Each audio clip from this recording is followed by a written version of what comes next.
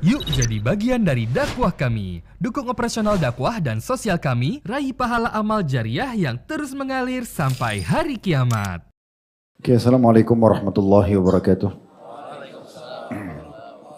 Alhamdulillah, tidak henti-hentinya kita selalu berterima kasih dan bersyukur kepada Allah Subhanahu wa taala, Tuhan yang Maha Esa, Maha Pengasih, Maha Penyayang, Maha Perkasa, Maha Kuasa dan Maha Kaya, serta segala macam sifat-sifat yang mulia dan sempurna untuknya.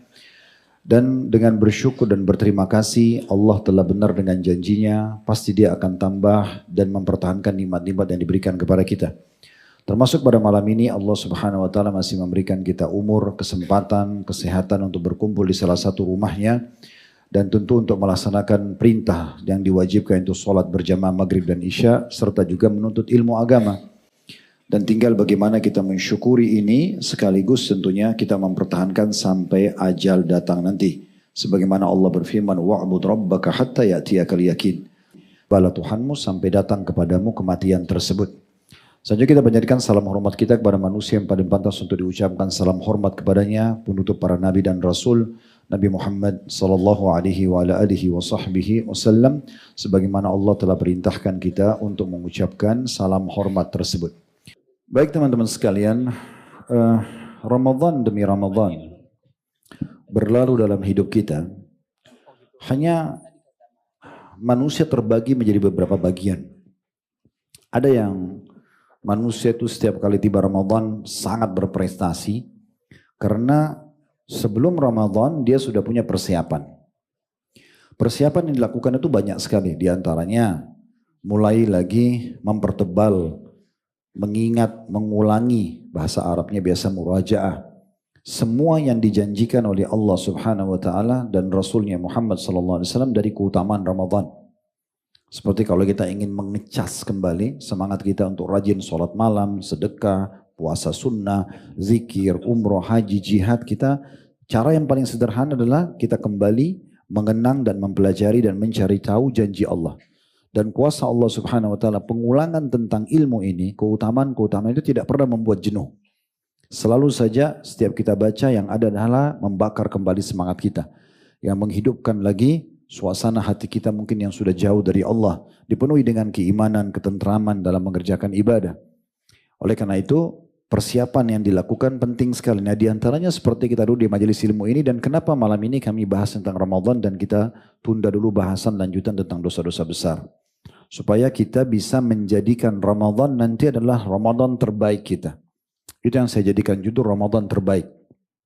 Ada orang yang setiap Ramadan selalu menjadi Ramadan terbaiknya. Karena dia benahi dirinya jauh sebelum Ramadan, dia sudah punya persiapan. Di antaranya yang pertama adalah ilmu tentang keutamaan Ramadan tersebut kembali dibaca, diulangi, didengarkan dan seterusnya. Yang kedua, mulai membuat program-program di Ramadan. Saya mau sholat di mana, nanti berapa orang yang akan saya buka puasakan, berapa mushaf yang akan saya bagi, di mana majelis ilmu yang akan saya hadiri, saya akan iktikaf di mana. Semua ini dan program-program lainnya sudah mulai disusun. Jadi betul-betul dijadikan Ramadan itu momentum daurah atau pesantren kilat atau lembaga pelatihan, bahasa lebih umumnya, di mana lembaga pelatihan lembaga terbesar di dunia. Kadang-kadang kita ini kalau di perusahaan ya, misalnya kita kerja di perusahaan, perusahaan itu kadang-kadang untuk meningkatkan satu skill saja dari stafnya, maka mereka siap untuk mengeluarkan biaya yang besar hanya untuk meningkatkan skill satu, jujur misalnya, amanah misalnya, tanggung jawab misalnya. Kemudian dibayar lembaga tersebut karena dianggap ada trainer yang bagus, staf-stafnya juga, dan mungkin media yang digunakan ya itu sangat bagus. Diharapkan kita sebagai peserta dari situ menjadi jadi hasil output yang bagus. Dan itu memang buktinya seperti itu. Ya, cukup banyak lembaga-lembaga spiritual dengan masalah ini. Atau dalam masalah contoh-contoh seperti ini. Jadi Ramadan itu sebenarnya adalah lembaga peningkatan skill spiritual terbesar. Karena pada saat tiba satu Ramadan sampai akhir Ramadan, kita sebagai muslim pergi dimanapun di muka bumi ini akan sama. Kita akan temukan mayoritas muslim ikut puasa programnya. Mereka juga mengerjakan amal-amal ibadah yang lain seperti berzikir, baca Quran, berdoa, berlomba-lomba buka puasain orang. kemudian mereka juga memenuhi masjid dengan sholat tarawih, sholat 5 waktu. Banyak orang muslim yang sebelum Ramadan mungkin ada ibadah yang dia tidak kerjakan, di Ramadan dia kerjakan. Terlebih daripada itu juga lahir perasaan-perasaan kita peduli terhadap kemungkaran. Mungkin kalau kita sedang puasa, sebelum puasa kita nggak pernah peduli orang buat dosa, terserah aja. Tapi begitu Ramadan tiba, kalau kita lihat ada seorang muslim tidak puasa, ada perasaan sayang ya, kenapa dia nggak puasa? Kita kayak mau menasihatinya. Padahal sebenarnya mungkin sebelumnya kita tidak seperti itu. Dan juga selalu berdoa agar Allah Subhanahu wa taala memberkahi Rajab, Sya'ban dan menyampaikannya di bulan Ramadan. Para salafus saleh di generasi ini, mereka sahabat, tabi'in, tabi'in dan terus generasi demi generasi yang mengikuti langkah mereka, itu selalu berdoa 6 bulan setelah Ramadan agar mereka amal-amal mereka selama Ramadan diterima, dan 5 bulan tersisa sampai menjelang Ramadan akan datang. Karena bulan ke-12 dari 12 bulan itu maksudnya hitungan dari Ramadan ke Ramadan yang selanjutnya itu sudah masuk Ramadan. Maka mereka berdoa 5 bulan selanjutnya, yaitu untuk mendapatkan Ramadan yang akan datang. Karena besarnya kedudukan Ramadan. Sebagian salaf bahkan mengatakan kalau bisa memilih maka aku berharap agar semua bulan itu adalah Ramadan. Karena penuh dengan pendekatan diri kepada Allah Subhanahu wa ta'ala. Ada golongan kedua, setengah-setengah. Dia sambil belajar tapi juga kadang-kadang malas. Tidak ada program di Ramadan, ya yang ada saja. Kebetulan mampir ke masjid sholat, kebetulan ada pengajian dia hadir. Tapi orang seperti ini tidak akan maksimal. Tidak akan bisa menjadikan Ramadannya ini menjadi lebih baik dari sebelumnya. Tapi mungkin akan sama standar tahun lalu, bahkan bisa saja lebih kurang. Ada orang yang buruk sekali, Ramadan datang, Ramadan atau selain Ramadan sama aja bagi dia. Tidak ada sama hal program, puasanya bolong-bolong, maksiat tetap jalan. Orang seperti ini besar sekali ancamannya. Kita pernah sampaikan di kajian dosa-dosa besar. Ya, di antara hadis yang mulia kata Nabi SAW, ragama anfum ri'in man adraka Ramadan thumman salakha walam yukfarlah. Sungguh terhina, binasa, celaka seseorang yang mendapatkan Ramadan lalu Ramadan itu pergi sementara dia belum diampuni. Enggak penting bagi dia Ramadan. Puasa yang diterima atau tidak, dia hadir sholat berjamaah di masjid 5 waktu atau tarawih itu tidak, bagi dia enggak penting. Ghibah, ya, gunjing, fitnah, adu domba, manipulasi data, kebohongan, maksiat terus berjalan. Bahkan ada yang berzina, ribanya tetap jalan. Semua ini bisa bahkan sampai pada level mendatangkan hukuman Allah Subhanahu wa taala bagi dia. Maka ini orang yang sangat buruk. Nah, kita sekarang berharap dari pertemuan ini, walaupun hanya setengah jam 45 menit antara maghrib isya, coba kita teman-teman sekalian renungi sama-sama bagaimana kita menjadikan Ramadan nanti itu sebagai Ramadan yang terbaik kita. Saya akan mulai dengan pembukaan masalah fakta. Beberapa menit ke depan. Fakta ini kita bicara tentang sesuatu yang pasti terjadi. Anda dalam kondisi sakit atau sehat, tua atau muda, kaya atau miskin, semua prestasi yang dijadikan sebagai target sudah terpenuhi atau belum, laki-laki atau perempuan, dari suku manapun di muka bumi, wajib melalui ini. Itulah fakta kematian. Teman-teman sekalian, berapa banyak orang yang mungkin Ramadan lalu masih bersama kita, tapi Ramadan ini sudah tidak ada. Bukankah bisa saja kita juga begitu? Mungkin kita tidak sampai Ramadan, Allahu a'lam. Kita tidak tahu. Tapi ajal pasti datang. Kalau nabi-nabi aja mati, apalagi kita. Saya sering ingatkan ini untuk diri saya dulu, baru teman-teman sekalian. Jangan pernah berpikir, saya akan meninggal kalau saya masuk ruangan ICU. Sering saya kasih contoh. Kalau kita kumpulkan semua pasien di rumah sakit, berikut semua staf di situ, perawatnya, tenaga medisnya, tenaga administrasinya, dan seterusnya, itu pasti jumlahnya jauh lebih sedikit dibandingkan orang yang lula-lalang, sehat, dan tidak kerja di rumah sakit itu di depan jalan. Artinya, lebih banyak orang meninggal tidak sakit. Berapa banyak orang meninggal masih muda. Berapa banyak orang meninggal olahragawan. Bahkan yang juara dunia pun bela diri mati. Ya. Binaragawan mati. Orang yang cerdas, orang yang memahami ini sebuah fakta. Dan kata Nabi SAW waktu ditanya oleh seorang sahabat, ayyul mu'minina akyas. Siapa orang mukmin yang paling cerdas ya Rasulullah? Nabi bukan bilang yang berhasil bisnisnya, yang bahagia rumah tangganya, ya, yang sehat badannya, enggak. Nabi SAW mengatakan orang yang paling banyak mengingat kematian. Dia sadari ini fakta akan datang kepadanya, lalu dia punya persiapan yang banyak. Itu yang harus kita lakukan. Sekarang teman-teman sekalian, bagaimana kalau Ramadan nanti Ramadan terakhir kita? Kita tidak pernah tahu. Saya kemarin sempat ceritakan sekitar 2 bulan yang lalu, salah satu sahabat saya rahimahullah Dr. Abdul Aziz, dokter spesialis dari kota Makassar, beliau kebetulan kepala cabang travel kami Uhud Tour di Makassar, lebih muda dari saya 2 tahun. Saya selalu sampaikan kisah ini, karena bagi saya orang ini perlu dikenang rahimahullah dan kita ambil pelajaran gitu. Lebih muda dari saya 2 tahun, umroh dengan saya plus Aqsa. Kemarin bulan Oktober, subhanallah. Umroh, kemudian sempat ke Aqsa, ibadah sama-sama, semuanya berjalan dengan baik. Saya bahkan sempat sakit waktu itu di Aqsa, di hotel saya tidak tahu kenapa kaki sempat kram beberapa waktu itu ya. Sulit sekali, sampai saya kehilangan 1 sholat di Masjid Aqsa itu karena nggak mampu jalan, waktu itu sakit. Beliau datang yang membantu saya mengobati, jazakallah khair. Dan kami berangkat ke Madinah, dari Amman juga ibadah di Masjid Nabawi sama-sama, city tour, semua aktivitas diikutin. Kemudian ta'lim kita juga, kemudian umroh ke Mekah. Subhanallah, umroh pun dia masih di sebelah saya. Ya. Dan karena kami pilih tawaf di siang hari, yang biasanya orang menghindar karena dianggap panas, cepat sekali dia sempat menunjukkan kepada saya jamnya. Ustaz, ini Masya Allah, tawaf kita cuma 40 menit dia bilang, dengan jumlah jemaah yang sekian ratus. Saya bilang ya Alhamdulillah, memang kita memilih waktu ini untuk itu dok. Udah selesai, sa'i, tahallul, udah. Malam hari di hotel, karena satu hotel dengan saya, duduk di meja makan di restoran, beliau sama istrinya. Kami ngobrol-ngobrol tentang program Umroh Aqsa lagi di Ramadan. Yang nanti kami akan berangkat pertengahan Ramadan insya Allah. Itu dia rencana mau bawa anak-anaknya. Terus dia sempat bilang sama saya, Ustaz saya kenapa ya? Semua makanan yang daging, ayam, ikan ini semua kok amis banget. Saya sempat bilang, dok saya nggak tahu kalau itu, saya nggak ada ilmunya. Jadi dia bilang saya cuma mau pengen yang manis-manis makannya. Saya berdiri ambilin beliau buah. Waktu saya masih ingat buah plum saya ambil, saya taruh, ini dok cobain. Betul mungkin beliau belum pernah coba, beliau bilang buah apa Ustaz? Dia bilang ini buah plum, coba aja. Di Indonesia memang masih jarang. Terus makanlah, habis makan dia suka, kita pisah lah. Subuhnya saya sholat sama-sama, bersebelahan saf sama saya. Kemudian saya pamit duluan, beliau nunggu masih sampai waktu duha. Sehat, gak ada apa-apa.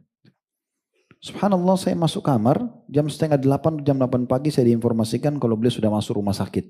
Di belakang hotel ada rumah sakit. Dan menurut informasi dokter di rumah sakit itu, sudah sempat denyut jantungnya berhenti 10 detik. 10 detik dan sekarang dibantu dengan alat. Lalu informasi ke tim kami di Mekah, kalau ini kemungkinan kecil untuk hidup. Tadi sehat. Subhanallah hari itu betul meninggal dunia. Alhamdulillah saya sempat urus jenazahnya, kita sholatkan di Masjid Haram, kemudian dikuburkan di Mekah. Dan saya waktu itu subhanallah sempat sampaikan dan ada tentu di media kami. Bagaimana Imam Qurtubi rahimahullah mengangkat sebuah hadis yang sebagian ulama hadis menghasankan kalau seseorang itu akan dikubur dari tanah yang dia terbuat darinya. Walaupun orang ini dari suku Bugis di Sulawesi Selatan tapi dikubur di Mekah. Berarti Allah SWT membuat tubuhnya dari tanah Mekah itu. Kuasa Allah. Tapi luar biasa. Allah tutup dengan kebaikan. Husnul khatimah. Mungkin beliau tidak pernah menyangka waktu penerbangan sama-sama itu akan meninggal. Tidak pernah berpikir. Saya sangat yakin itu. Karena kami sepanjang jalan selalu sama-sama. Ngobrol. Tidak ada pembicaraan masalah kematian. Atau dia khawatir. Tidak ada sama sekali. Nah begitulah. Tapi syukurnya husnul khatimah. Banyak orang yang meninggal di karaoke. Di diskotik. Dengan kelalaian-kelalaiannya. Teman-teman sekalian, kalau Ramadan saja tidak membuat kita jadi lebih baik dari sebelumnya, lalu kapan kira-kira? Ingat baik-baik, mati ini bukan menakut-nakut, tapi Allah sudah kekalkan dalam banyak ayatnya. Di antaranya Allah sebutkan dalam surah An-Nisa, surah nomor 4 ayat 78. Kekal dalam firman Allah ini dan dibaca oleh orang beriman sampai hari kiamat. Dan ini tercatat di Lauhil Mahfud. Aynama takunu yudrikkumul mautu walau kuntum fi burujim musyayyadah. Dimanapun kamu berada, siapapun kamu, secara individu Allah ajak bicara kita semua. Jin dan manusia, hewan-hewan, tumbuh-tumbuhan, kematian akan mendatangimu. Tapi khusus manusia sama jin, Allah ajak bicara di sini dengan sangat jelas. Meskipun kamu berada dalam benteng yang kokoh. Walaupun banyak bodyguardnya, banyak prajuritnya, mati juga. Begitu juga dalam surah Jum'ah. Surah nomor 62 ayat 8 Allah mengatakan Qul innal mautal ladzi tafirruna minhu fa innahu mulaqikum.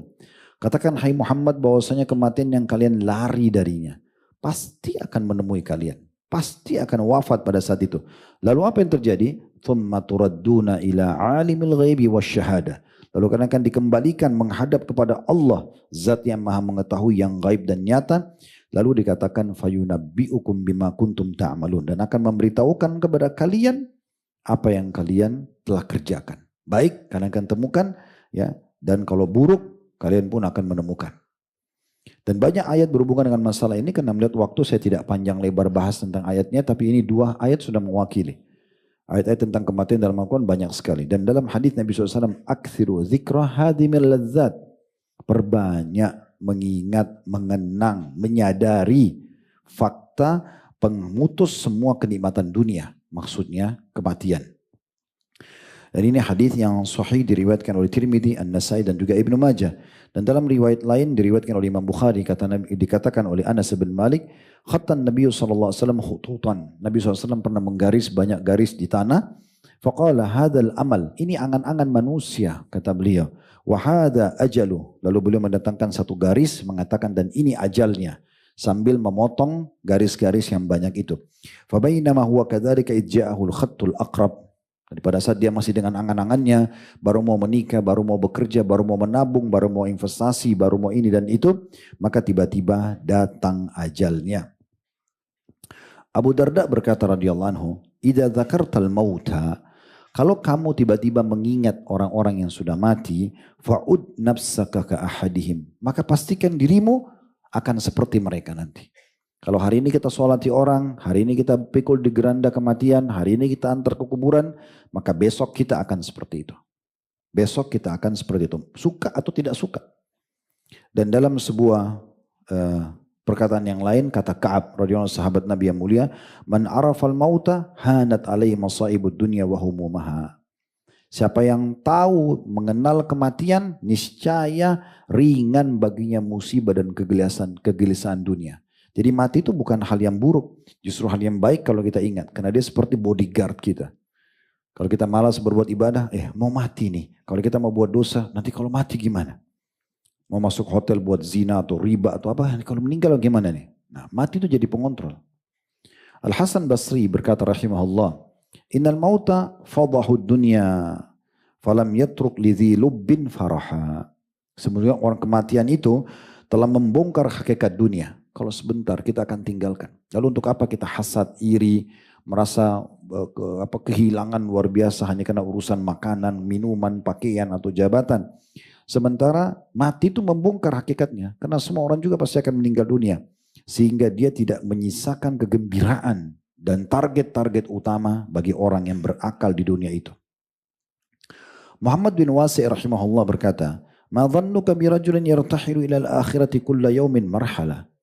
Bagaimana pendapat kalian tentang setiap orang, saya dan kamu, maksud beliau ya, sama kita semua, ya, yang setiap hari menempuh perjalanan menuju ke akhirat. Apa yang dia siapkan?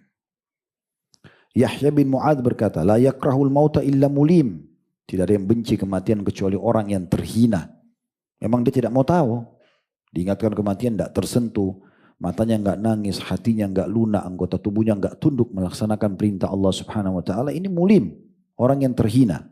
Fa huwa alladhi yuqarribul habiba minal habib. Padahal sebenarnya kematian itu akan mendekatkan seseorang itu kepada kekasihnya. Maksudnya Allah Subhanahu wa taala. Pernah kita sampaikan ya, para salafus saleh itu kalau mau meninggal dunia, teman-temannya pada datang lalu berkata begini, selamat ya, gembiralah dengan kematianmu ini. Kenapa mereka menyampaikan berita gembira? Karena mereka mengatakan, sebentar lagi kau akan bertemu dengan Allah. Sebentar lagi kamu akan bertemu dengan Rasulullah SAW. Sebentar lagi kau akan lihat surgamu. Kau akan lihat balasan amal baikmu. Kau akan selamat dari neraka. Intinya beriman. Dan Imam Ahmad rahimahullah berkata, siapa yang meninggal di atas sunnah, maka meninggallah. Tidak masalah. Ya. Yang penting dia meninggal di atas kebaikan. Nah ini beberapa wasiat-wasiat penting tentang masalah bagaimana kita harus menyadari ada sebuah fakta kematian yang bisa datang pada seseorang. Al-Hasan Basri berkata, Inna Allah ja'ala Ramadhana midmaran di khalqihi Sesungguhnya Allah menjadikan bulan Ramadan sebagai arena perlombaan bagi hamba-hambanya. Yastabiquna fihi ila mardhatih. Mereka berlomba-lomba untuk mengejar keridhoannya. Ini kalau kita mau jadikan Ramadan kita yang terbaik. Kita berlomba-lomba justru bagaimana kita menjadi orang yang terbaik mendapatkan ridho Allah di masa itu. Tidak ada kata-kata terlambat. Umar bin Khattab itu dulu orang paling benci dengan Islam. Orang yang mabuk setiap hari. Itu perkataan beliau sendiri. Kita pernah jelaskan di kisah sahabat ini. Bahkan orang yang berusaha untuk membunuh Nabi SAW. Kalau dilihat keburukannya sudah luar biasa. Sampai seorang sahabat pernah mengatakan, kalau Umar masuk Islam itu berarti menandakan unta bisa masuk ke lubang jarum. Artinya mustahil. Tapi subhanallah setelah masuk Islam, beliau bisa memulai, tidak ada kata terlambat, bahkan mengalahkan banyak di antara muslimin dari amal-amal saleh. Tidak ada kata terlambat. Walaupun kita jauh dari agama, di saat kita coba memperbaikinya, kita taubat kembali kepada Allah, apalagi kita tunggangi Ramadan yang Allah sudah jadikan sebagai ajang perbaikan diri kita, peningkatan skill spiritual kita atau ketakwaan kita, menghapuskan dosa-dosa kita, melipat gandakan pahala kita, maka kita tetap akan bisa bersaing walaupun orang yang kita sedang saingi ini, maksudnya tanda kutip di sini bersaing, tanda kutip positif. Kita bersaing dalam hal-hal kebaikan. Hasan Basri ya masih mengatakan, lanjutkan, fasabaqal qaumu fafazu. Ada sebagian orang yang segera memaksimalkan itu, maka mereka beruntung. Wa takhallafa akharuna fakhabu. Sebagian mereka lambat, Ramadan cuma terjun bebas, ya ikut-ikutan orang, gak ada program, gak ada upaya yang dilakukan. Dia tidak ingatkan lagi dirinya, lunakkan lagi hatinya ya, untuk supaya tunduk dan mengejar Ramadan, maka mereka rugi. Fal'ajabu minallahi biddahiki fil yaumil ladzi yafuzu fihi almuhsinun. Yang sangat mengagetkan dan perlu dijadikan sebagai bahan ya ocehan ya adalah orang-orang yang terus bermain-main dan tertawa terbahak-bahak di hari di mana para orang-orang yang berbuat kebaikan telah beruntung. Wa yakhsar fihil mubtilun. Sementara dia rugi bersama dengan orang-orang yang rugi. Ada satu statement yang menarik dari Ibnul Jauziyah rahimahullah. Ini Al-Jauziyah sebenarnya nama sekolah ya. Ayahnya beliau dikenal juga pemilik sekolah tersebut. Akhirnya terkenallah dengan Ibnul Jauziyah. Dikatakan dalam buku Bustan al-Wa'idhin, anna mathala hadha syahr, ini statement menarik. Beliau mengatakan perumpamaan bulan Ramadan ini yang harus punya perhatian khusus dari seorang muslim, kamathali rasuli sultanin ila qaumi. Perumpamaan seperti utusan sang raja kepada kaum, satu kaum. Ramadan ini seperti utusan raja Allah Subhanahu wa taala kepada satu kaum. Fa in akramu sya'nah. Kalau mereka memuliakan kedudukannya utusan itu, wa 'azzamu makanah, mereka agungkan kedudukannya, wa syarrafu manzilatah, mereka muliakan kedudukannya, wa 'arafu fadilatah, dan mengetahui juga keutamaannya, raja ar-rasul ila sultan syakiran li af'alihim. Maka utusan tadi akan kembali kepada sang raja ya dengan ya memuji kebaikan perbuatan kaum tersebut. Karena memuliakannya, si utusan ini dimuliakan, didudukkan pada kedudukannya. Madihan li ahwalihim. Utusan itu juga akan memuji-muji keadaan mereka. Radiyan li amalihim. Sangat puas dengan pelayanan dan amal-amal mereka. Wa yuhibbuhumus sultanu ala dhalik. Maka sang raja pun mencintai kaum tersebut. Fa yuhsinu ilaihim kulla ihsan. Maka sang raja pun akan berbuat baik maksimal kepada kaum tersebut. Wa in istakhaffu bi ri'ayati. Namun kalau mereka merendahkan pelayanannya kepada sang utusan tadi, wa hawwanu li'inayati, dan menganggap remeh perhatiannya, walam yunziluhu manzilatahu minal ikram, dan mereka tidak memberikan pelayanan yang terbaik, wa fa'alu bihi fi'lal li'alaim atau li'am, dan mereka memperlakukan seperti perlakuan terhadap orang yang terhina, tidak peduli, tidak dilayani, tidak diberikan kedudukan utusan tersebut. Raja ar-rasul ila sultan. Pastikan sang utusan akan kembali kepada sultan, kepada raja. Waqad ghadiba alaihim min qabi' af'alihim. Tapi utusan itu pulang kepada sang raja dalam kondisi marah dengan perbuatan kaum tersebut. Wa sayyi'i a'malihim, dan keburukan amal-amalnya atau perbuatan mereka. Fayaqdabu sultan li ghadabi. Maka sultan pun sang raja marah dengan marahnya utusan tersebut. Kadzalika yaqdabullahu subhanahu wa ta'ala ala man istakhaffa bi hurmati syahr Ramadan. Begitulah Allah akan murka dengan orang-orang yang sama sekali tidak memberikan kemuliaan bulan Ramadan. Fa ya ayyuhal insan, beliau mengatakan, wahai sekalian manusia, hada syahrul Ramadan syahrut taubati wal ghufran. Ini bulan Ramadan, di depan mata adalah bulan di mana diterimanya taubat dan pembersihan dosa-dosa. Wa huwa rasulun min indil malikid dayyan. Dia adalah utusan dari sang raja yang maha mulia, yang maha mengadili. Faman akramahu minkum hakikatal ikram, siapa yang memuliakan Ramadan itu dengan benar-benar pemuliaan yang maksimal, wa hafidha fihi lisanahu min kabihil kalam, dan dia coba menjaga lisannya dari perkataan-perkataan buruk, ghibah, ya adu domba misalnya, gunjing, adu domba, fitnah dan seterusnya. Wabatnahu min aklir riba wal haram, dan menjaga perutnya dari makanan riba atau memakan riba dan juga hal-hal yang diharamkan. Wa amwalal aramili wal aitam, dan juga menghindari memakan harta para janda yang tidak mampu, orang-orang yang tidak mampu, dan juga anak-anak yatim. Ghafarallahu lahul malikul allam. Maka raja ya yang maha mengetahui segala sesuatu akan memaafkan mereka. Wa akramahu gayatal ikram, dan pasti dia juga akan dimuliakan dengan semulia-mulianya oleh sang raja. Wa adkhalahul jannata ma ahli ta'ati wal ihsan, dan pasti akan memasukkannya ke dalam surga bersama dengan orang-orang yang taat dan suka berbuat kebaikan. Berapa banyak teman-teman sekalian orang yang menyesal tapi sudah terlambat. Berapa banyak orang yang menyesal sudah terlambat. Kita pernah sebutkan ada orang menyesal, teman-teman sekalian, penyesalannya itu terjadi karena kekufuran. Ini penyesalan abadi. Meninggal dalam keadaan kafir, munafik, musyrik. Ini luar biasa. Karena akan kekal dalam neraka. Innal ladzina kafaru min ahli kitabi wal musyrikina fi nari jahannam khalidina fiha. Dalam surah Bayyinah. Sungguhnya orang-orang yang telah kafir dari ahli kitab, orang-orang musyrik, mereka akan kekal dalam api neraka selama-lamanya. Dan kata Nabi SAW, tidak ada orang yang mendengarkan, ya, aku diutus dari orang Yahudi, Nasrani ataupun Majusi penyembah api lalu tidak beriman padaku, kemudian mereka meninggal dalam keyakinan tersebut kecuali mereka masuk dalam api neraka. Sudah kekal.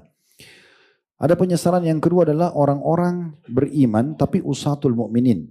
Banyak dosanya, lebih banyak dosa daripada amal solehnya. Dan jangan anggap karena diri anda umat Muhammad SAW anda tidak masuk neraka. Tidak.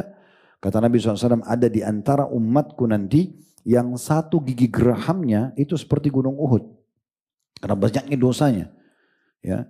Jadi berat sekali hukumannya. Bahkan umat Muhammad SAW yang faham lalu mereka buat dosa ini malah lebih berat. Karena mereka faham. Kalau antum sudah tahu alhamdulillah.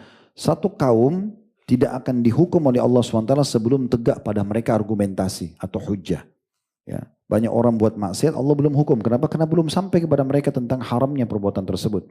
Tapi kalau anda seorang muslim faham, maka itu pasti akan jadi penyebab hukuman, gitu kan? Jadi harus hati-hati. Ada golongan kedua, orang yang dikenal dengan usatul mukminin, orang mukmin yang banyak dosanya. Masuk neraka dulu, ini menyesal. Karena kalau satu hari saja masuk neraka ini berat sekali. 24 jam disiksa non-stop. Malaikatnya keras, kasar, bukan seperti penjaga penjara di dunia yang masih bisa negosiasi, ada waktunya dia tidur, dia istirahat, dia makan dan segala macam. Ini enggak ada. 24 jam menyiksa, 24 jam menyiksa. Dengan kasarnya, dengan kerasnya. Allah sebutkan dalam surat Tahrim tentang keras dan kasarnya penjaga neraka. Gitu kan? Dan dalam sebuah hadis disebutkan, kata Nabi SAW, Zabaniyah, yang Allah mengatakan, Faliyadu unadiyah. Silakan ahli neraka panggil siapa yang mereka mau panggil setelah masuk neraka. Wa na'udzubillah. Ya, Sanadu'uz Zabaniyah. Kami akan panggil Zabaniyah. Nah, kata Nabi SAW, Zaban adalah malaikat-malaikat penjaga neraka. Yang kalau seseorang menunggangi kuda dengan kecepatan tinggi 100 tahun, itu masih belum bisa melewatin dari pundaknya ke batang lehernya. Saking besarnya malaikat ini. Jadi penyiksaan yang luar biasa. Jangan tunggu itu penyesalan datang. Jadi usahakan masuk surga dari awal. Dan itu harus dari sekarang persiapannya. Ramadan depan mata. Tinggal seminggu lagi. Gitu kan. Harusnya kita maksimalin. Kemudian yang ketiga adalah penyesalan orang-orang yang masuk ke dalam surga. Sudah masuk surga. Ya. Timbangan amalnya lebih berat. Tetapi banyak amal-amal soleh selama dunia mereka lalaikan. Ya. Contoh misalnya banyak orang, ini beberapa hari terakhir ini saya sempat ingatkan itu untuk diri saya dan jemaah sekalian. Banyak orang sering terkurung di makna sunnah, tapi definisi yang diambil definisi fikih. Kan sunnah itu ada dua definisi. Kalau kita bilang misalnya, ikutilah Al-Quran dan sunnah. Kalau ada bahasa ini antum dengar, berarti yang dimaksud adalah as-sunnah di sini semua perkataan, semua perbuatan, semua persetujuan. Nabi SAW, kalau Nabi lihat ada sahabat buat sesuatu dan Nabi tidak tegur, maka persetujuan Nabi atau takrir namanya. Dan juga para sahabat Nabi. Semua masuk dalam istilah sunnah global gitu ya. Diambil dari hadits Irbad radhiyallahu anhu, "Alaikum bisunnati wa sunnat khulafaur rasyidin mahdina min ba'di, addu 'alaihi bin nawajid." Berpegang teguh pada sunnahku dan sunnah khulafaur rasyidin sesudahku, berpegang teguhlah pada keduanya walaupun dengan gigi geram kalian. Nabi sebutkan sunnahku dan sunnah khulafaur rasyidin. Berarti perbuatan, perkataan dan juga persetujuan sahabat masuk dalam istilah sunnah yang global. Mengikuti Al-Quran dan sunnah berarti mengikuti ajaran Nabi dan para sahabat. Tapi ada definisi yang dipakai oleh para ulama fikih untuk menjelaskan rincian hukum. Supaya kita tahu mana yang wajib, mana yang sunnah. Ini disilakan pakai istilah sunnah gitu ya. Tapi ini bukan sunnah yang tadi makna global. Ini definisi secara substansial. Ada yang haram, ada yang makruh, ada yang mubah. Nah, definisi sunnah dalam fikih ini mengerjakan, kalau dikerjakan dapat pahala, kalau ditinggalkan tidak berdosa. Sekarang saya mau antum jujur. Yang sering antum pegang kalau kita bagi dua definisi ini. Mengerjakan dapat pahala, ditinggalkan tidak berdosa. Yang mana antum biasa pilih? Ah masa? Benar nih. Ya. Mengerjakan dapat pahala, meninggalkannya tidak berdosa. Yang saya lihat dari wajah-wajah ini banyaknya ambil yang meninggalkan tidak ada berdosa. Ditanya biasa puasa Senin Kamis gak? Enggak. Ya, solat sunnah qobliyah, ba'diyah, duha, qiyamul lail, solat duha, solat tahiyat masjid, solat taubat, wudu, zikir pagi petang, baca satu lembar Al-Quran setiap hari, ya, jenguk orang sakit, ziarah kubur, dijalanin ya semuanya. Ya, banyak orang enggak, oh kalau jalanin Masya Allah banget. Saya enggak usah ceramah lagi kalau gitu, sudah enggak ada lagi mad'unya, sudah Masya Allah. Banyak orang, saya pernah temuin dai, ya, terus ngomong sama saya. Dia bilang, Ustaz, ini pribadi dia ngomong sama saya gitu kan, waktu habis tablik akbar di satu kota. Ustaz, saya juga mau poligami Ustaz. Baik, karena saya tahu dia dai, saya tanya, gimana hubungan antum sama Allah? Dia bilang, maksudnya apa Ustaz? Saya mau tanya, saya tanya semua amal sunnah saya nggak amal wajib. Antum sudah jaga belum? Konsisten enggak qobliyah ba'diyah nih? Selalu. 22 rakaat. Kamu selama ini fahamnya berapa? Sunnah rawatib 12. Sudah tahu belum kalau 22? Belum tahu. Tadi katanya sudah tahu. 12 itu kan masyhur 2 rakaat sebelum subuh, 4 rakaat sebelum duhur, 2 rakaat habis duhur, 2 rakaat dan habis maghrib dan habis isya. 12 kan. Tapi sudah tahu belum? Habis duhur ditambah 2 rakaat lagi. Berarti dari 12 menjadi 14. Ada 4 rakaat sebelum asar. Jadi berapa? 18. Ada 2 rakaat sebelum maghrib. Ada 2 rakaat sebelum isya. Jadi banyak. Saya tanya dia, sudah diamalin? Setiap malam sholat tahajud gak? Setiap hari sholat duha? Setiap hari begini dan begitu? Mayoritas dia bilang tidak. Saya bilang perbaikin dulu ini. Benahi dulu ini. Baru minta fasilitas sama Allah. Kalau kita mau naik gaji, antum masukkan proposal, permohonan di ruangan dirut. Nih, saya mau minta naik gaji. Kena alasan begini dan begitu. Kira-kira pada saat sudah masuk permintaan itu, antum ini tetap standar kerjanya sama atau ditingkatkan? Harus ditingkatkan kalau mau diterima permintaannya. Nah seperti itu kurang lebih rasionalnya gitu ya. Jadi harusnya betul-betul kita luar biasa menjaga ini teman-teman sekalian. Jangan nanti tiba masa penyesalan. Kita sudah masuk surga pun, tapi akhirnya kita menyesal. Oh dulu kalau saya puasa Senin Kamis saya di situ rupanya. Tapi udah gak bisa. Itu kan Nabi sebutkan kepada para sahabat beliau. Sahabat ini bayangkan ya, jadi teman Nabi, salaman sama Nabi, berperang sama Nabi. Nabi SAW pernah lewat satu malam bersama beberapa sahabat banyak. Bintang lagi gemerlapan di langit. Lalu kata Nabi SAW, demi zat yang jiwaku dalam genggamai, maksudnya demi Allah, nanti kalian di istana surga kalian akan lihat istana-istana di surga seperti kalian lihat bintang-bintang itu. Nampak, tapi kita nggak tahu apa di sana, fasilitasnya apa, terlalu jauh jaraknya. Sahabat sudah paham, oh berarti itu istana-istana istimewa. Jauh, kita sampai nggak ngelihat aja cuma lihat cahayanya saja. Kita nggak tahu, jaraknya terlalu jauh. Maka kata para sahabatnya Rasulullah, itu istana para nabi-nabi dan rasul. Kata Nabi SAW, bukan. Orang-orang soleh dari umatku. Orang yang sibuk dengan amal soleh dapat itu. Jadi nanti ada perbedaan derajat yang sangat luar biasa. Perhatikan bagaimana Allah Subhanahu wa Ta'ala menyebutkan kepada kita banyak ayat ya, tapi diantaranya surah Al-Fajr, surah nomor 89 ayat 24, yaqulu ya laitani qaddamtu li hayati. Dan dia berkata, alangkah baiknya sekiranya dahulu aku mengerjakan kebaikan untuk hidupku yang sekarang ini. Ayat ini bukan hanya untuk orang kafir. Orang beriman pun nanti kalau masuk surga, dia akan menyesal, tapi penyesalannya di sini bukan dia menyesal masuk surganya, dia menyesali dirinya kenapa dulu dia tidak maksimalkan ibadah-ibadah yang dia tinggalkan. Tapi sudah nggak bisa lagi perbaikin. Nah, mumpung kita masih hidup, malam ini sampai ke pesan di telinga kita, coba kita benahi, teman-teman sekalian. Coba kita jadikan Ramadan ini momentum yang sangat baik. Jangan sampai kita jadi menyesal. Karena terlalu banyak orang-orang yang menyesal. Coba renungi ya, surah Al-An'am, surah nomor 6 ayat 27. Allah sebutkan tentang ahli neraka. Ya. Walau tara idh wuqifu 'alan nari faqalu, kata Allah. Seandainya engkau melihat ketika mereka dihadapkan ke api neraka. Sudah memasuk neraka, depan matanya neraka api yang berkobar-kobar. Maka mereka semua berkata, ya laitana nuraddu wa la nukadziba bi ayati rabbina wa nakuna minal mu'minin.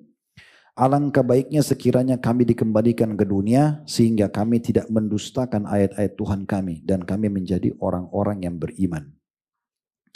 Dalam surah Al-Ahzab surah nomor 33 ayat 66 Allah mengatakan, Yauma tuqallabu wujuhum fin nari yaquluna ya laitana ata'na Allah wa ata'na ar-rasula. Pada hari ketika wajah mereka dibolak-balikkan di api neraka, mereka dipanggang di api neraka.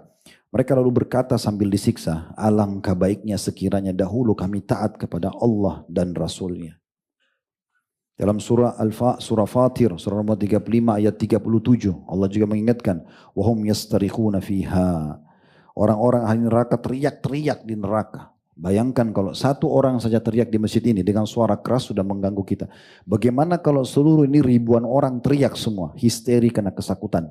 Terjadi kebakaran kah atau terjadi pembantaian massal, ada musuh datang. Gimana stresnya kita mendengar suaranya mereka saja. Di neraka itu kata ulama, mendengar saja teriakan ahli neraka itu sudah membuat itu menjadi siksaan sendiri. Belum apinya, belum besi yang dipakai mukul, belum kerasnya malaikatnya, belum segala macam. Mereka yastarikhun kata Allah. Mereka teriak-teriak di neraka. Surah Fatir ayat 37. Apa yang mereka bilang? Rabbana akhrijna na'malu salihan ghaira ladzi kunna na'mal. Wahai Tuhan kami, tolong keluarkan kami dari neraka ini agar kami mengerjakan amal-amal salih selain yang kami kerjakan dulu. Kami udah nyesal nih, dulu zina, dulu ini, dulu itu, dulu segala macam. Kami nyesal nih sekarang. Awalam nu'ammirkum ma yatadzakkaru fihi man tadzakkara wa ja'akumun nadhir. Bukankah kami sudah berikan kamu umur yang cukup kata Allah, waktu yang cukup, ya, dan telah datang kepadamu nadhir. Bukankah ayat ini di aplikasi Al-Qur'an ini? Coba perhatikan nadhir, kata-kata nadhir, pemberi peringatan. Ini kata ulama Al-Qurtubi menukil dalam kitab beliau At-Tadhkirah, banyak pendapat ulama. Pertama beliau mengatakan, yang dimaksud dengan pemberi peringatan, bukankah kami berikan kalian umur yang cukup dan kami berikan peringatan untuk kalian? Peringatan yang pertama kata beliau, demam. Siapa di antara kita yang belum pernah demam teman-teman sekalian? Itu tanda kematian. Adanya uban yang kedua, lahirnya anak-anak. Ya. Kalau ada anak berarti tanda kematian. Walaupun kita masih muda, walaupun nikahnya muda. Seperti dulu waktu kita masih bayi, ya itu bertanda kematian buat orang tua kita. Kita pun begitu sama. Hilangnya dan meninggalnya orang-orang terdekat dengan kita. Semua itu masuk dalam makna dan bukankah kami telah memberikan umur yang cukup untuk kalian dan telah datang kepada kalian pemberi peringatan. Fadhuku fama lidzalimina min nasir. Maka sekarang rasakan panasnya api neraka karena tidak ada penolong, ya. Tidak akan ada penolong bagi orang-orang yang zalim. Dalam surah Al-Mu'minun, surah nomor 23 ayat 107-108 Allah juga mengatakan Rabbana akhrijna minha. Wahai Tuhan kami, tolong keluarkan kami dari api neraka ini. Fa'in udna fa'inna zalimun. Kalau kami setelah keluar dari neraka kembali ke dunia, kami tetap juga dengan kelalaian kami, dengan dosa-dosa kami, maka kami termasuk orang-orang zalim. Apa kata Allah di 108-nya, ini ayat dahsyat sekali ya. Qala khsa'u fiha wa la tukallimun. Allah yang punya sifat Ar-Rahman Ar-Rahim, Maha Pengasih, Maha Penyayang, karena murka pada ahli neraka, selama di dunia tidak mengisi dengan ketaatan-ketaatan, terus dengan kemaksiatan, tidak mau taubat, ya, tidak maksimalkan apa yang telah diberikan fasilitas untuk taubat, untuk kembali kepada Allah, di antaranya Ramadan. Allah bilang, hinalah, tinggallah dalam kondisi hina di neraka itu dan jangan bicara denganku. Ini ayat luar biasa ya. Perhatikan bagaimana disebutkan oleh Abdullah bin Amr bin As radhiyallahu anhu sebuah riwayat. Beliau bilang begini, sesungguhnya penghuni neraka akan memanggil Malik. Malik ini nama pemimpin malaikat penjaga neraka. Namun mereka bilang, wahai Malik tolong, wahai Malik tolong. Ya. Lalu Malik tidak menjawab mereka selama 40 tahun. Jadi 40 tahun itu 24 jam disiksa terus, dibakar, dipanggang, dipotong tubuhnya, disetrika, segala macam lah siksaan ya.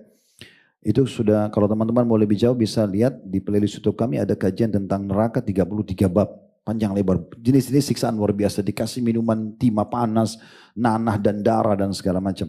Mereka waktu panggil Malik minta tolong bilang sama Allah, ringankan buat kami sehari aja siksa ini. Dalam Al-Quran dikatakan begitu.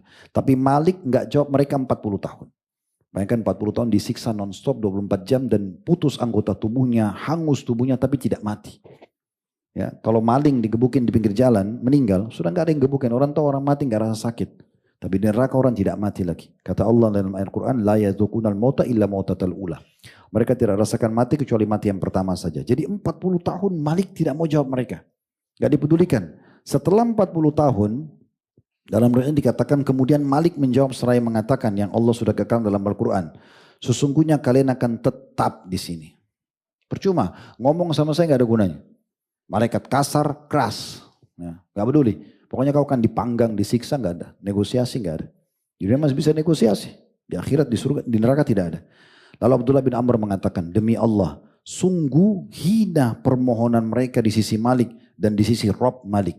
Maksudnya hina, karena Malik tidak mau peduli, Allah pun tidak mau dengar. Di saat itu, mereka memanggil Rob mereka. Allah, mereka mengatakan, wahai Rob kami. Rob itu berarti pengakuan. Rob itu artinya pencipta, ya, pemilik, itu namanya Rob. Kalau kita bilang Rabbik firli, itu berarti wahai Tuhanku, wahai penciptaku, maafkanlah aku gitu ya. Mereka mengatakan wahai Rob kami, telah menguasai ya kami, ya, perbuatan buruk kami dan kami adalah orang-orang yang sesat.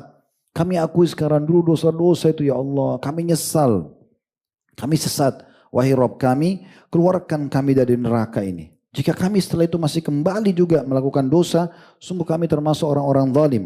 Lalu Allah mengatakan, lalu dikatakan oleh Abdullah bin Amr radhiyallahu anhu, lalu Allah mendiamkan mereka selama kadar umurnya dunia 2 kali lipat. Begini memahaminya. Tahu atau belum tahu, manusia yang kita ini makhluk terakhir yang Allah ciptakan. Waktu Nabi Adam diciptakan, Nabi Adam kan manusia pertama. Ya.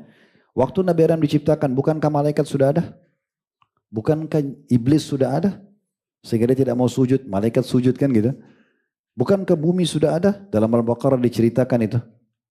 Waktu Allah bilang saya akan ciptakan pemimpin di muka bumi. Bumi sudah ada. Jadi air, udara, tumbuh-tumbuhan, hewan-hewan sudah ada semua. Kita nggak pernah diinformasikan kira-kira berapa juta tahun umurnya bumi ini sebelum Nabi Adam turun. Kita tidak tahu. Nah, di sini anggaplah misal umurnya dunia ini 1 juta tahun. Karena umurnya nabi-nabi ada yang ribuan tahun kan. Sementara manusia ini makhluk terakhir. Berarti bisa saja jutaan tahun yang lalu. Bahkan lebih daripada itu. Orang di neraka nanti manggil-manggil. Ya Allah tolong keluarkan, tolong keluarkan. Allah gak jawab sesuai dengan umur dunia 2 kali lipat. Itu berapa juta tahun, berapa miliar tahun kita gak tahu. Nggak dijawab sama sekali, terus disiksa. Setelah itu pun, ya dalam riwayat yang dikatakan Allah menjawab mereka. Seraya mengatakan tadi Al-Mu'minun ayat 108. Ikhsa'u fiha wa la tukallimun. Tinggal dalam kondisi hina di neraka itu, ya, dan jangan pernah kalian bicara dengan aku. Itu perkataan luar biasa ini ya. Maka pada saat itu pun mereka jadi tidak bisa berkata sepatah kata pun. Yang terdengar hanya suara embusan dan tarikan nafas di neraka jahanam. Ia menyerupai suara mereka, ya, atau suara mereka menyerupai suara keledai. Awalnya adalah embusan nafas yang sakit dan ribut, serta juga tarikan nafas yang sakit. Dalam riwayat lain, kata Nabi SAW, maka mereka putus asa dan mereka menangis, ya, menangis. Itu kalau air mata mereka mau diraungkan di atasnya kapal maka bisa. Dan saking banyaknya tangisan mereka sampai air mata mereka berubah jadi darah. Ini tafsir surah Al-Mu'minun ayat 107-108 ini luar biasa. Oleh karena itu teman-teman sekalian segera selamatkan diri kita. Sebagai penutup ini ya, perhatikan sabda Nabi SAW. Saya di sini tidak akan sebutkan keutamaan Ramadan. Karena itu mungkin bisa kita dengarkan dari banyak asatidzah kita. Tapi kita coba sentuh dari sisi ininya. Sebagai pondasi supaya antum termotivasi untuk menyambut Ramadan dengan baik dan terus membaca keutamaannya. Ceramah tentang keutamaan Ramadan, dapat apa, pengampunan dosa dan segala macam itu sudah sering kita dengarkan dan bisa diulangi. Tapi poin seperti ini kita ingin jadikan sebagai kendaraan utama kita. Supaya termotivasi untuk segera menyambut dan menjadikan Ramadan terbaik. Kata Nabi SAW, man khafa adlaj. Siapa yang takut, nih kematian sudah depan mata nih. Ini ayat Al-Quran berbicara begini. Allah berfirman, Rasulullah bersabda, nanti kalau meninggal menyesal loh. Gak ada yang bisa tolong. Dia takut, kata Nabi SAW, adlaj. Maka dia segera jalan di malam hari. Maksudnya dia segera begitu dengar langsung diamalin nih. Segera dia kerjakan amal soleh, segera dia tobat dari dosa-dosanya. Waman adlaja balagal manzil. Dan siapa yang bersegera jalan pasti sampai ke tujuannya. Ala inna sil'atallahi ghaliyah. Ketahuilah barang dagangannya Allah, balasan Allah kalau kalian patuh, azan, sholat, puasa ya waktunya puasa, baca Quran, zikir, ibadah-ibadah yang sudah kita tahu. Balasan dagangannya Allah itu mahal sekali. Karena kepemilikannya abadi. Tidak ada penderitaan selamanya, tidak ada lagi pengalihan, tidak ada kematian, tidak ada kesusahan. Kata Nabi SAW, ala inna sil'atallahil jannah. Ketahuilah barang dagangannya Allah adalah surga. Jadi teman-teman sekalian, surga depan mata, tinggal kita mau atau tidak. Semoga Allah SWT memudahkan kita selalu bertambah iman kita, bertambah ilmu kita, dan memudahkan anggota tubuh ini semua melakukan ketaatan kepadanya, dan dipanjangkan umur kita di atas ketaatan kepadanya tentunya. Allahumma amin.